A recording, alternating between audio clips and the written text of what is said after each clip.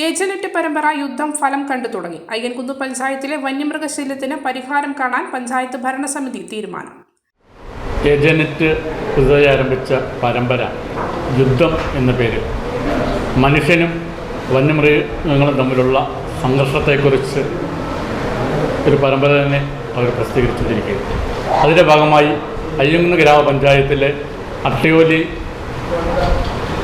കള്ളിതട്ടുംപാറ പ്രദേശങ്ങളിൽ കഴിഞ്ഞ ദിവസം കടുവയുടെ ആക്രമണം ഉണ്ടാകുകയും അവിടെ വളർത്തുനായ്ക്കളെ ആക്രമിക്കുകയും ചെയ്ത സംഭവമുണ്ടായി. അപ്പോൾ ഇതിൻ്റെ എല്ലാം വെളിച്ചത്തിൽ അയ്യൻകുന്നിൽ അനുഭവിക്കുന്ന വന്യമൃഗവും മനുഷ്യനും തമ്മിലുള്ള ഈ ഒരു സംഘർഷത്തെക്കുറിച്ച് ചെയ്ത പരമ്പര കാണാനായിട്ട് ഇടയായി.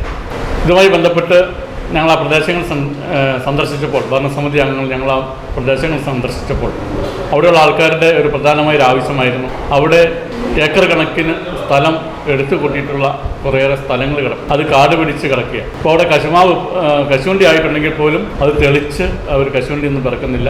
ഇല്ല, അടിക്കാടുകളിൽ കൂടെ ഇങ്ങനെ ചവിട്ടിച്ചായി ചണ്ടി പിറക്കുന്ന സ്ഥിതിവിശേഷമാണ്.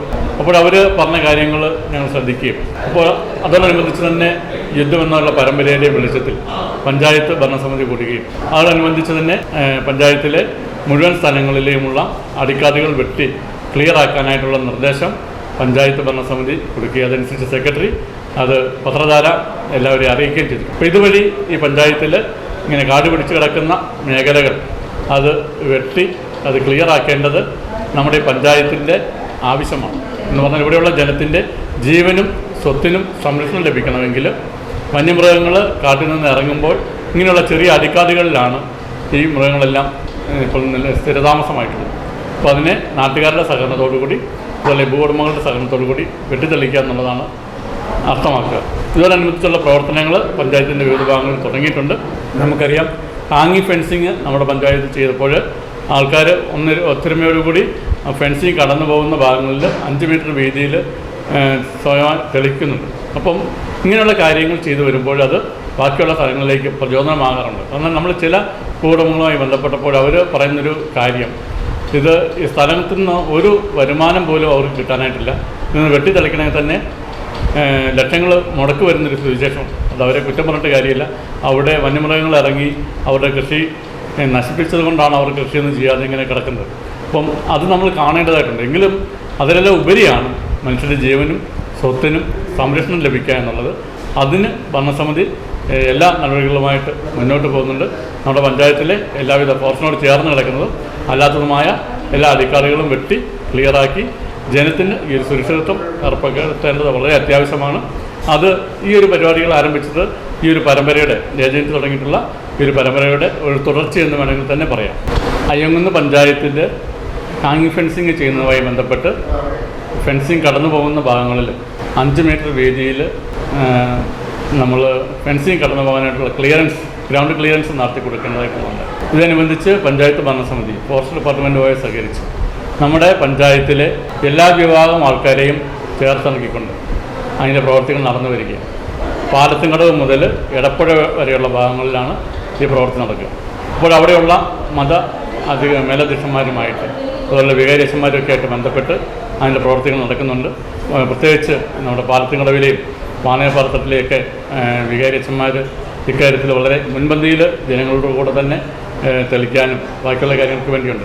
അപ്പോൾ ഇതോടനുബന്ധിച്ച് വാണിയപ്പാറ തട്ട് ഭാഗത്ത് ഞായറാഴ്ച രാവിലെ 10 മണി മുതൽ അതിൻ്റെ പണികൾ ആരംഭിക്കുകയാണ്. ഒത്തിരിയേറെ ആൾക്കാർ 100ഓളം ആൾക്കാർ ഒരുമിച്ച് അത് തെളിക്കാനായിട്ട് തീരുമാനമായിട്ടുണ്ട്. ഇന്നലെ അവരവിടെ പോയിട്ട് അവിടുത്തെ വാണിയപ്പാറ തട്ടിലെ ഉണ്ണീശോ പള്ളിയുടെ വികാരിയച്ഛൻ്റെ നേതൃത്വത്തിൽ അത് ചെയ്യേണ്ട സ്ഥലങ്ങൾ മാർക്ക് ചെയ്തിട്ടുണ്ട്. അപ്പം അതോടനുബന്ധിച്ച് പഞ്ചായത്തിലെ മെമ്പർമാരും എല്ലാം അവിടെ പോയിട്ട് ആ സ്ഥലം എവിടെയാണ് തെളിക്കേണ്ടത് എന്നുള്ളത് ഒരു ഫൈനലൈസ് ചെയ്തിട്ടുണ്ട്. അപ്പം നമ്മുടെ രണ്ടാംകടവിലെയും അതുപോലെ തന്നെ വാണിയപ്പാറ തട്ടിലെ ഇടവകയിലെയുള്ള എല്ലാ വിഭാഗം ആൾക്കാരും അതിനകത്ത് പങ്കെടുക്കുന്നുണ്ട്. അപ്പോൾ ഇതോടനുബന്ധിച്ച് മറ്റ് സ്ഥലങ്ങളിലും അതിൻ്റെ മീറ്റിങ്ങുകൾ നടന്നിട്ടുണ്ട്. ഈ വരുന്ന ദിവസങ്ങളിൽ ഈ കടകളെല്ലാം വൃത്തിയാക്കി മുന്നോട്ട് പോകാനായിട്ട് സാധിക്കും. അപ്പോൾ ഇത് വരുമ്പോൾ ഞങ്ങൾ മനസ്സിലാക്കുക, ഒരു പരിധി വരെ ആനയുടെയും അതുപോലെ തന്നെ കടുവയുടെയും ഒക്കെയുള്ള ആക്രമണങ്ങളിൽ നിന്ന് നമ്മുടെ ജനത്തെ രക്ഷിക്കാൻ കഴിയുമെന്നുള്ളതാണ് ഞാൻ മനസ്സിലാക്കുക.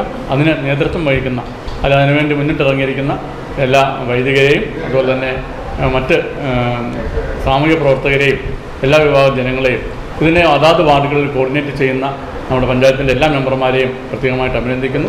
നല്ല രീതിയിൽ ഇത് മുന്നോട്ട് പോയി ഈ സാമ്പത്തിക വർഷം തന്നെ നമുക്കിത് ചെയ്യാനായിട്ട് സാധിക്കും എന്നുള്ളതാണ് ഞങ്ങളുടെ പ്രതീക്ഷ. മലയോരത്തിന്റെ സ്വന്തം പ്രാദേശിക ചാനൽ A-Channel. നിങ്ങളുടെ നാട്ടിലെ വാർത്തകളും വിശേഷങ്ങളും ഞങ്ങളെ അറിയിക്കുവാൻ വിളിക്കൂ 9447691771 9074215391. നിങ്ങളുടെ നാട്ടിലെ വാർത്തകളും വിശേഷങ്ങളും ഞൊടിയിടയിൽ അറിയുവാൻ A-Channel ന്യൂസ് ചാനൽ സബ്സ്ക്രൈബ് ചെയ്യൂ.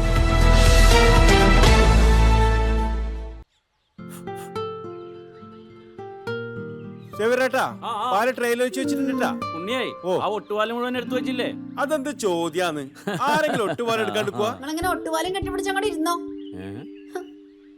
എന്റെ മനുഷ്യ റബ്ബർ ഷീറ്റ് ഇങ്ങനെ കുന്നുകൂട്ടിട്ട് എന്തോ ഉണ്ടാക്കാനാ? എന്നെ എന്തായാലും മതി, എന്റെ ഷീറ്റിനെ കളിച്ച് എന്റെ കയ്യിൽ നിന്ന് മേടിക്കുന്നീ. അത് കറക്റ്റ്. ഉള്ള സമയത്ത് ഇതൊക്കെ ഒന്ന് തൂക്കി വിട്ടിട്ട് കാശൊന്നും കൊണ്ടെത്താ മനുഷ്യ. MS ഗോൾഡ് പോയി കുറച്ച് സ്വർണം വാങ്ങട്ടെ. അത് യോറിന് എന്ത്? ഇതിന്റെയൊക്കെ വില എപ്പോഴാ കുത്തിനെ വീഴുന്ന ആർക്കും അറിയാം മനുഷ്യ. സിസിലി ആ പറഞ്ഞത് നേരാണ് സേവ. റബ്ബർ ഷീറ്റിന്റെ വില സ്ഥായിയല്ല, എപ്പോ വേണമെങ്കിലും താഴേക്ക് പോകാം. പക്ഷെ സ്വർണത്തിന്റെ വില അങ്ങനെയല്ല, അത് റോക്കറ്റ് പോലെ കുതിച്ചുകൊണ്ടിരിക്കുകയാണ്. അങ്ങനെ പറഞ്ഞു കൊടുക്കും മാഷേ. മാത്രവുമല്ല MS ഗോൾഡിന്റെ സ്വർണ്ണ സമ്പാദ്യ പദ്ധതിയിൽ പണിക്കൂലിയുമില്ല. എന്റെ പുടിയെ MS Gold and Diamonds, Iriti, Peravur, Ramanagara, Kanagapura, the real source of purity.